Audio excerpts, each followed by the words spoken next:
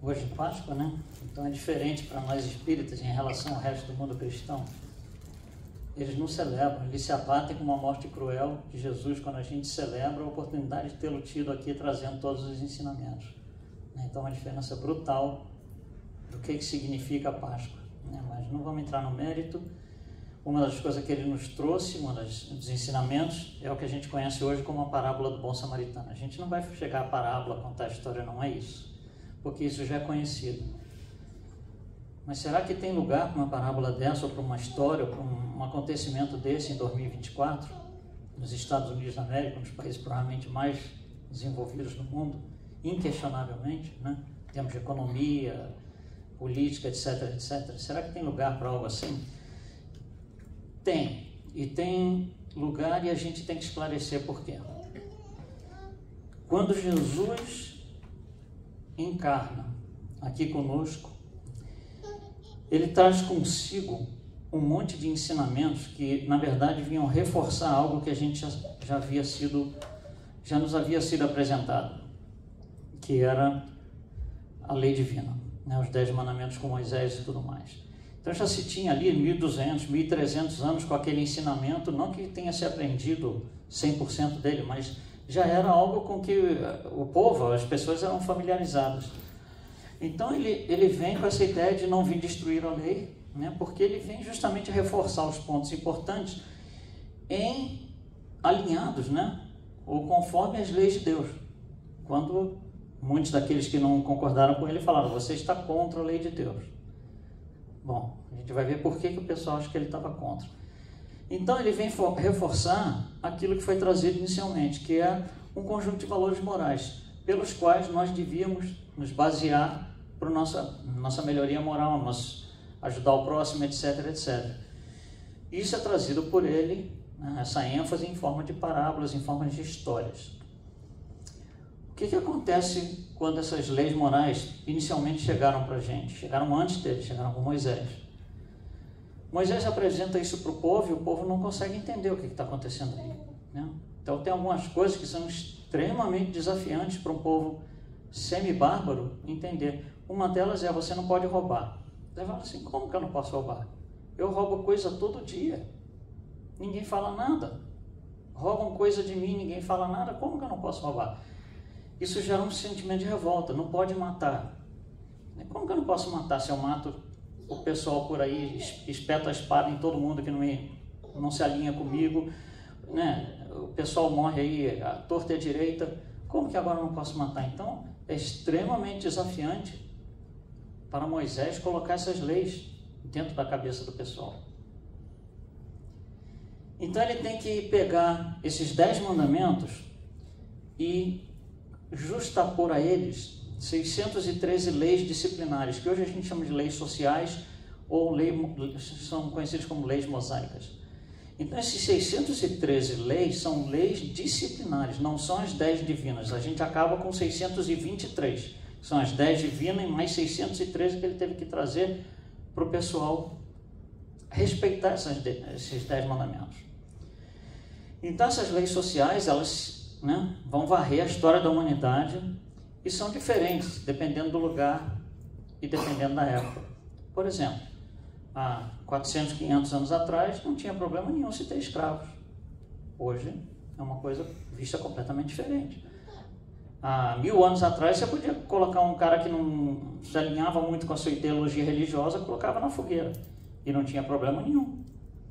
Mas hoje tem. Então as leis precisam ser adaptadas com o tempo e com o lugar. Por exemplo, um certo tipo de crime, não interessa qual, quando julgado aqui nos Estados Unidos, pode gerar uma certa pena. No Brasil pode ser outra, no Oriente Médio pode ser outra. Então depende do lugar, depende da cultura que está inserido. E depende da época, porque a evolução da humanidade faz com que certas leis não sejam mais necessárias. Então, quando todos nós, em todas as épocas da humanidade, como vivemos em sociedade, estávamos sujeitos a essas leis divinas e as leis sociais, cada um adaptado aí à sua cultura. Então a gente deu um exemplo: você não pode matar. Isso é uma lei divina. A lei social seria algo assim: você não pode matar, mas se você matar, você vai para a cadeia. olha só, essa parte, se você matar, você vai para a cadeia, não é lei divina, é lei disciplinar. Com o intuito de fazer você respeitar a lei divina, que é para não matar. Tem uma lógica atrás disso. Então, toda vez que a gente tem que lidar, as nossas atitudes tem que respeitar essas leis sociais. Então, hoje as nossas atitudes são baseadas nas leis que a gente tem. Por exemplo, tem certas coisas que eu posso fazer aqui nos Estados Unidos, mas se eu for para o Oriente Médio eu não posso fazer, porque eu vou ser preso, né? E vice-versa. Então, essas leis sociais, elas influem nas nossas atitudes. Por exemplo, se eu tiver com vontade de matar alguém hoje, eu falo, peraí, tem uma lei aí que diz que se eu for matar eu vou para a cadeia, então deixa eu me retrair aqui, mudou a minha atitude. Não é mais como antigamente, pega a espada, enfia no peito do sujeito e vai embora matar outro. Não é mais assim. Então as nossas atitudes são dependentes ou derivadas dessas leis sociais e das leis divinas. Agora imagina, olha só, então vamos só reforçando a ideia. Vou pegar uma das leis, a gente pegou a não matar, então você não pode matar. Se matar, vai para a cadeia. Só que, por exemplo, eu matei alguém. Então, teoricamente, eu tenho que ir para a cadeia. Porém, eu sou uma pessoa extremamente influente na sociedade, no meio, extremamente rico, poderoso. Eu não vou de jeito nenhum para a cadeia. Então, o que eu tenho que fazer com a lei? Eu tenho que mudar a lei para ela acompanhar aquilo que eu fiz. Então, olha só. Eu tinha que acompanhar a lei. Agora, a lei vai acompanhar aquilo que eu fiz. Então, as nossas atitudes podem alterar as nossas leis. Então, por exemplo, eu sou poderoso e matei alguém. Eu falo assim, olha, nós vamos fazer uma emenda na lei, né, que até agora é, você não pode matar, se você matar você vai para a cadeia. A emenda vai ser, você não pode matar, se você matar você vai para a cadeia, mas se fosse o primeiro crime você está perdoado.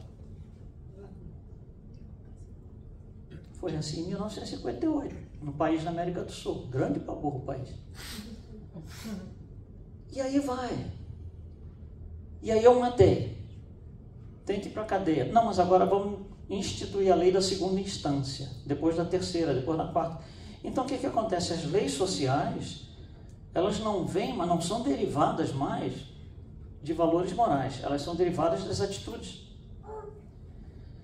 Então essas leis sociais, elas dão a direção numa sociedade, instituindo valores que não são valores morais como deveriam ser, são valores falsos, são valores ajustados, porque se eu ajustei a lei, eu estou ajustando o valor moral.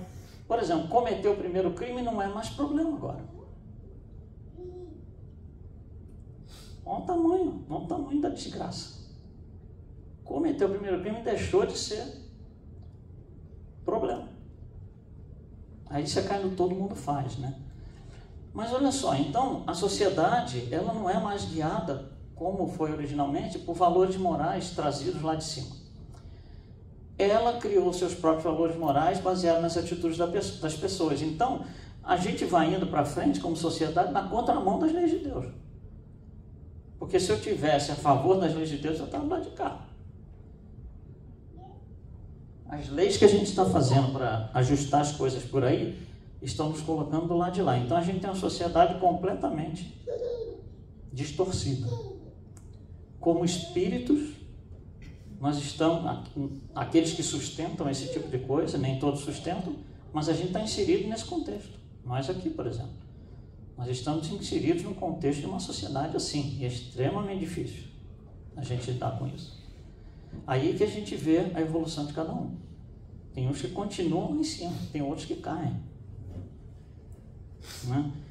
Então o que acontece? Quando Jesus, então você vai cair em valores, né, de uma sociedade que não são valores morais da lei divina. Esses são os 5 valores principais de uma sociedade no mundo moderno. Não é brincadeira não. Dinheiro, poder, sexo, drogas e armas. Ter dinheiro é estar bem conceituado na sociedade, é ser evoluído socialmente falando. Usar drogas também, armas, e aí vai. Então, Jesus nos traz um conjunto de valores, né, que a gente vê aí alguns, não dá para colocar tudo, e ele não só traz verbalmente, olha, eu vim aqui para ditar uma coisa para vocês. Ele não fez isso, ele mostrou a cada um desses e muitos outros como é que isso se enquadra dentro de uma sociedade por pior que ela seja, como era uma sociedade bárbara na época que ele encarnou. Então ele vem imbuído dessa ideia de nos mostrar como é que isso é possível. Mas aí acontece que o tempo vai passando, né? A gente vai entrando numa coisa diferente, a gente vai fazendo coisas diferentes, né? E o que acontece é que amor vira ódio, né? Os nossos valores todos viram todos esses vícios, porque assim a nossa sociedade fez. E o que acontece? A gente chega naquele conjunto de valores. São os valores sociais ajustados, não são valores morais, mas eles guiam a sociedade. Eles guiam a sociedade. Bom, isso não pode dar boa coisa. Então, olha só. Quando alguém na sociedade precisa de ajuda, precisa de suporte, o que você vai oferecer para essa pessoa? O que você tem de valores morais daquela sociedade. Você vai oferecer o que a sociedade moralmente suporta. Será que vai dar certo? Não, não vai dar certo. Não sei se vocês lembram, mas em 2012, dia 14 de dezembro, 2 semanas antes do Natal, né? 10 dias antes do Natal, aqui em cima nos Estados Unidos, no estado de Connecticut, na cidade de Newtown, houve um massacre numa escola de crianças pequenas, escola primária, né? Aqui a gente tem o mapa de onde é que foi, não que seja importante, mas teve 31 fatalidades. Morreram 31 pessoas.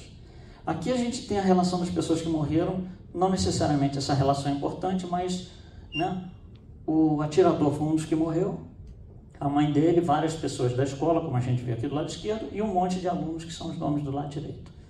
31 fatalidades, criancinhas pequenininhas de escola primária. Uma coisa chamou atenção nisso daí, especialmente para nós espíritas. Tem um nome aqui que a gente vai realçar esse nome. É uma professora, Vitória Soto.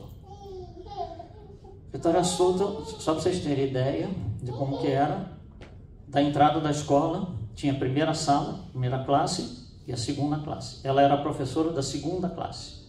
O atirador, quando entrou, ele começou a disparar tiros na primeira sala de aula.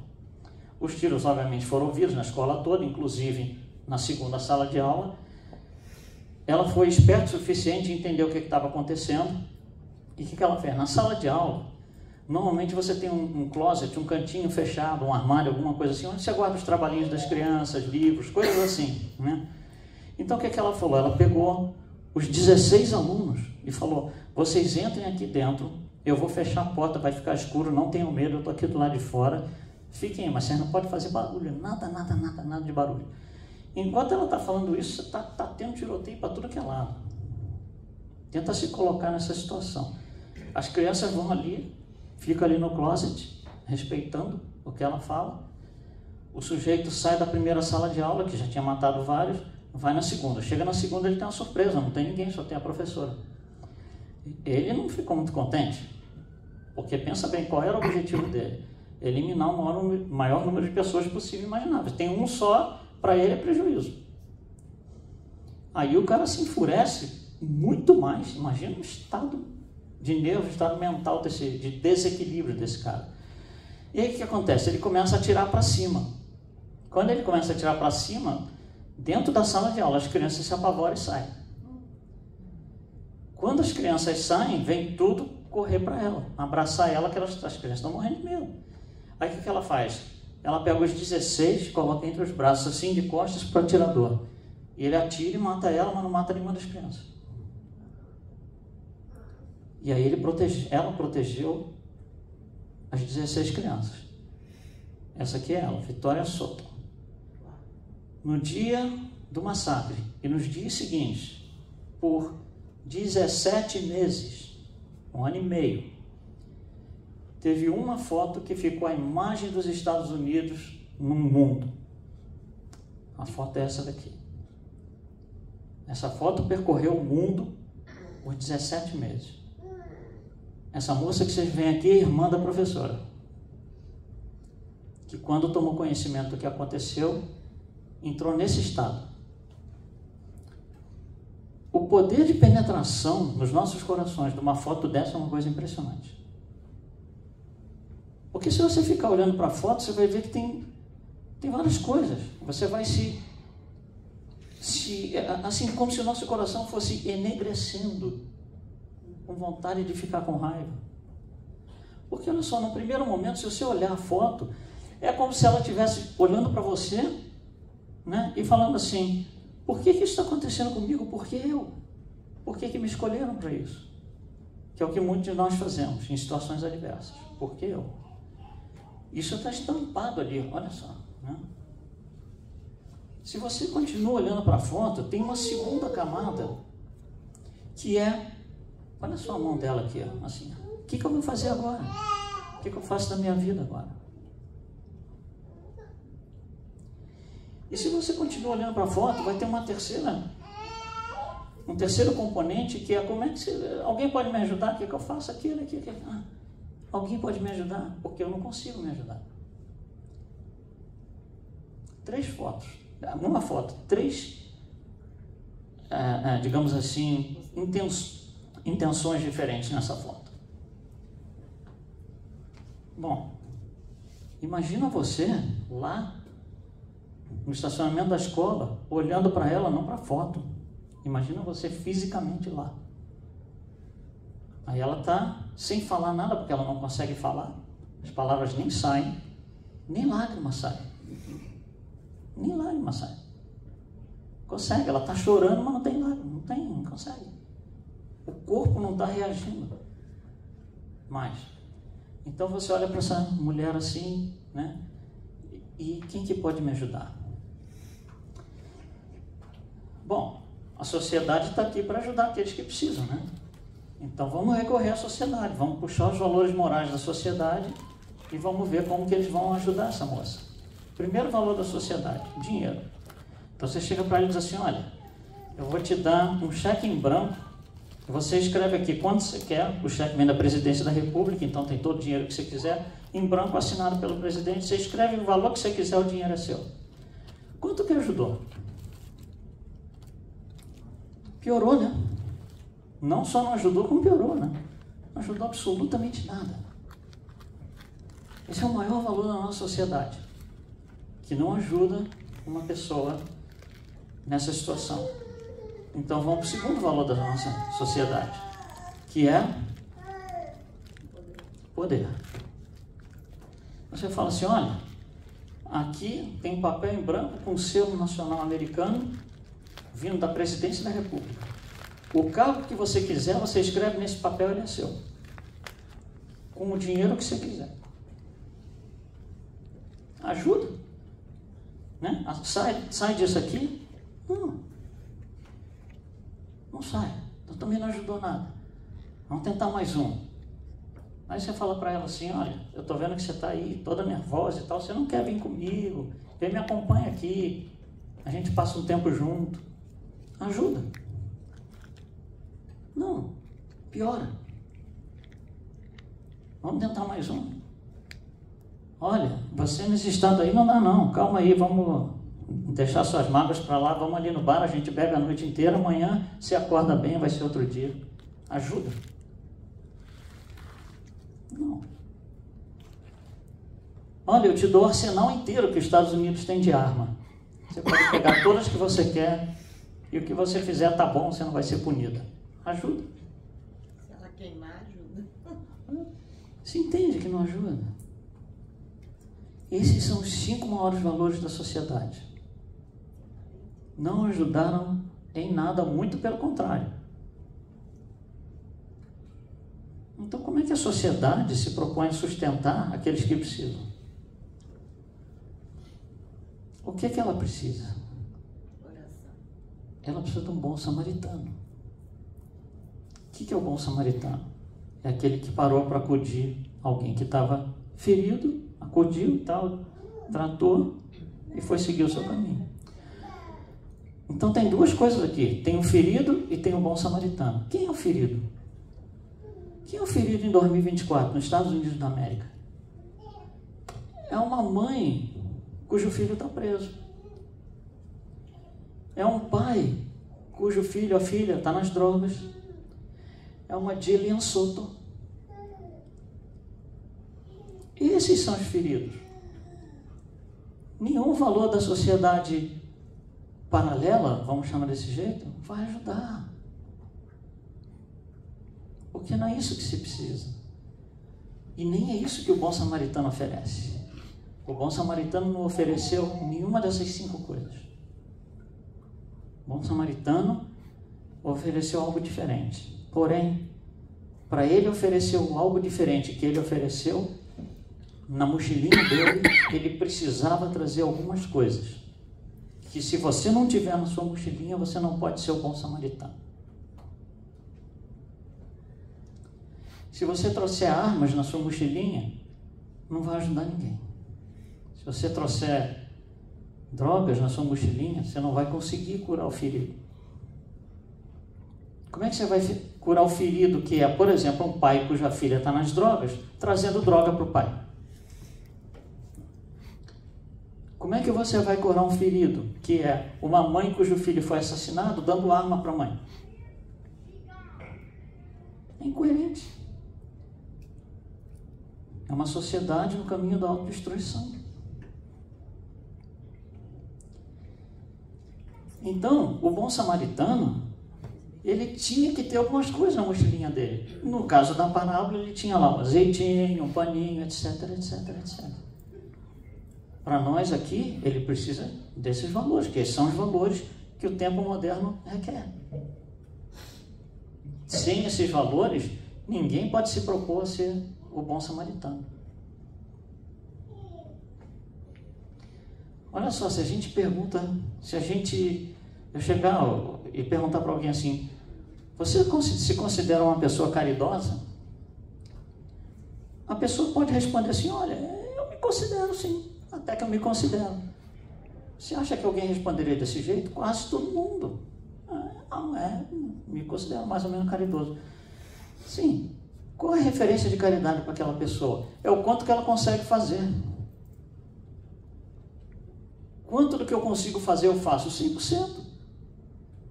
Quanto do que eu consigo fazer está relacionado com a caridade lá em cima de Jesus?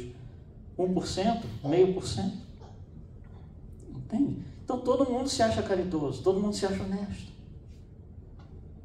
Por quê? Porque eu só cometi o primeiro assassinato, então eu ainda sou honesto. Porque a lei é assim. Entende? Onde a gente está chegando, ou talvez onde a gente já chegou. Então, na mochilinha lá do bom samaritano, ele tem um monte de coisas. Sem essas coisas, a gente não pode ser o bom samaritano. E aí que vem, né?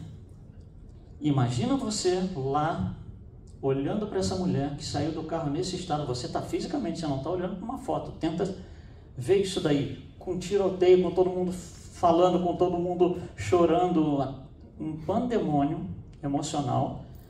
Você abre a porta do seu carro, sai e dá de cara com ela. O que você vai dizer para ela?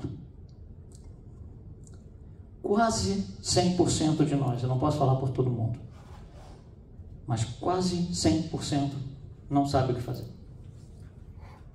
Não precisa ir tão longe. Às vezes, por exemplo, morre um parente muito próximo de um amigo, que às vezes não é tão próximo assim, e você fala assim, puxa, não sei nem o que eu vou falar, não sei nem o que eu vou dizer. Por quê? Porque a mochila está vazia. Ou está com outras coisas que não tem que estar lá. Então, quando Jesus vem nos contar a história do bom samaritano, ele está fazendo uma proposta. Que a proposta é, a gente está tão aqui embaixo, e achando que está tão aqui em cima, que tem um aprendizado muito grande, muito grande. Na história que Jesus conta, uma das pessoas que passa, vários passam, passa o levita e tal. E por que esses 3 que passaram antes não pararam? Porque na mochila deles não tinha o que era necessário.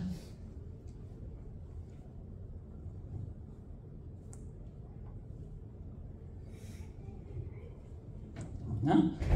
Então a gente se depara com situações dessas, às vezes muito mais simples, a gente não sabe o que fazer. Porque nós não estamos preparados no nível que a gente está, nós não estamos preparados para isso. Aí Allan Kardec, no Livro dos Espíritos, faz uma pergunta que é muito interessante, que a resposta a maioria de nós já decorou.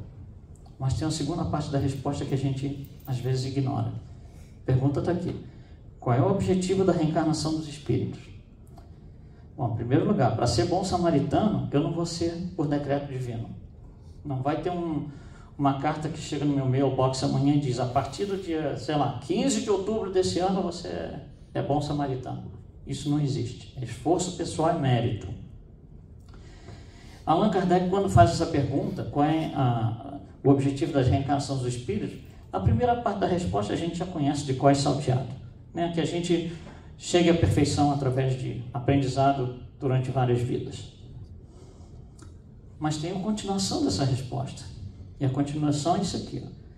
Visa ainda outro fim a encarnação, o de pôr o espírito em condições de suportar a parte que lhe toca na obra da criação. Então vamos com calma. Você quer ser médico, você é uma criancinha, tá? Se interessou, nossa, eu vou querer ser médico, eu quero curar as pessoas. Para que você seja médico e curar as pessoas, tem um caminho longo. Tem que estudar, tem que se dedicar, tem que estudar muito, tem que fazer residência, tem que tirar diploma, nananana. Tem muita coisa. Então, para que você faça aquilo que você acha que quer fazer, quer ser médico, entre aquele dia e o dia que você realmente vai dar a sua primeira consulta, o caminho é muito longo. O que tem nesse caminho? Você está se preparando para fazer a sua parte na criação, para salvar vidas. Você tem que se preparar, não acontece assim. Então, o que acontece aqui? Jesus, os espíritos, né, através da codificação, estão nos dizendo que as reencarnações são sequências de hábitos que vão nos fazer participar com a nossa parte na criação. E o que Jesus diz que a gente veio fazer aqui? Qual é o objetivo final? Caridade. Então, a cada encarnação, eu deveria ir melhorando. Eu posso ficar estagnado, eu posso chegar aqui, cruzar o braço, ficar emburrado na encarnação inteira e ir embora igualzinho eu entrei. Mas, teoricamente, a gente vai melhorando, né? No sentido de chegar a um ponto tal que agora eu posso executar a minha participação na criação, que seria através da caridade. Então, o bom samaritano é alguém que tem que passar por esse processo todo. Tem que aprender o que tem que ter na mochila e o que tem que não ter, o que não é para ter na mochila. É alguém que vai substituir todos os vícios por todas as virtudes. É um caminho. Mas é assim que a gente consegue fazer a nossa parte na criação e, portanto, como diz a primeira parte ali, chegar à perfeição. Senão a gente não consegue. E aí vem a grande pergunta: por que é tão difícil, né? Aí na pergunta 909, Allan Kardec pergunta isso. Por que poderia o homem se livrar de todas as suas más inclinações por esforço próprio? Por esforço próprio poderia. Né? Porque o que eu tenho que fazer? Eu tenho que tirar as más inclinações da mochila para colocar as coisas, as virtudes na mochila. Então, como que eu faço? É possível? A pergunta é isso, é possível. Ele não está perguntando nem como que faz, está perguntando se é possível. De tão longe que a gente está disso. Para você perguntar se uma coisa é possível, é que você não tem a mínima ideia. Se eu tenho uma ideia, por exemplo, aquilo ali é uma porta para sair da sala. Eu posso não saber usar, eu pergunto para alguém, como é que usa aquele negócio ali? Mas eu tenho alguma ideia de para que serve aquilo. Mas se eu perguntar para você assim, é possível sair dessa sala? Olha a distância que eu estou. Né? Então ele está perguntando, é possível tirar da mochila essas más inclinações? A resposta está aqui, sim. E frequentemente fazendo esforços muito insignificantes. Eu falei, não, peraí, agora agrediu. Eu falei assim, eu já sei o que aconteceu, estou desperto, né? É um problema de tradução, porque isso foi escrito em francês. Aí eu falei, vou pegar outra tradução. Peguei outra tradução, era a mesma coisa. Talvez uma palavrinha ou outra diferente, mas a ideia central é exatamente a mesma. Fui para a terceira tradução, era a mesma. Eu falei, me esquentei, falei, vou pegar o francês. Fui lá no francês, é exatamente isso. De tão longe que a gente está disso. E o tão longe a gente mede olhando para a moça ali e falando, eu não sei o que eu vou falar para você. né? Então, quando Jesus vem, ele vem para nos fazer esse bom samaritano. Aonde estão os bons samaritanos do planeta hoje? Tem um aqui, outro ali, mas em minoria, são assim gatos pingados, numa humanidade de 8 bilhões, né? Então a nossa dificuldade começa porque a gente está inserido numa sociedade cujos 5 principais valores não tem nada a ver com os valores que a gente aprende dentro dessa sala. Isso causa um conflito muito grande para todos nós. Então é uma questão de entendimento, a gente entender para onde que eu tenho que ir e para onde que eu não tenho que ir. Isso acho que fica claro com essa colocação de como deveria ser a sociedade e como ela está sendo. Tá bom? Então, a gente está falando de Páscoa, que celebra Jesus e tal, a gente não está celebrando agoniado que ele foi colocado na cruz. Nós espíritos não fazemos isso. Nós estamos celebrando que nós tivemos a oportunidade de alguém vir nos ensinar isso aqui. Tem hora que você vai para a escola, quando você é menor, a professora ensina um negócio e você fala, nossa, isso eu não vou aprender nunca, é muito complicado. Mas vai. A questão é de digerir. Então ele vem ensinar um negócio que a gente olhou e falou, nossa, isso é muito complicado. Mas vai. A gente vai. É por esforço e mérito pessoal que a gente chega lá. Tá bom? Obrigado, então. Bom resto de Páscoa e domingo para todos aí.